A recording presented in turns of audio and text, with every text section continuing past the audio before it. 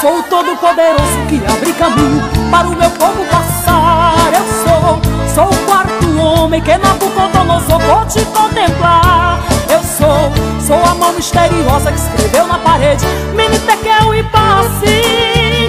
Eu sou o que sou, o Deus Criador, Deus forte e poderoso. Eu sou general de guerra. Eu sou todo-poderoso. Eu sou tremendo na guerra. Eu sou forte como um trovão e o todo-poderoso. Eu sou general de guerra.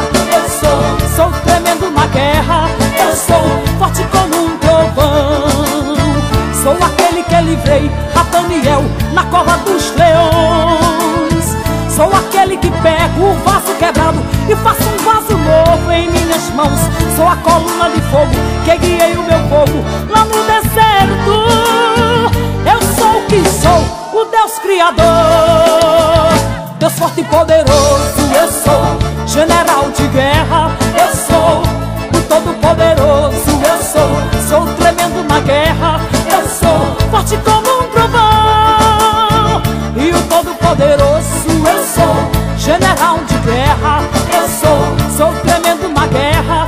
Eu sou forte como um trovão.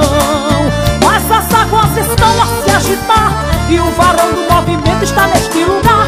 Mas as águas estão a se agitar e o varão do movimento está neste lugar. Mergulhe nessas águas que você vai ver. O varão do movimento vai abençoar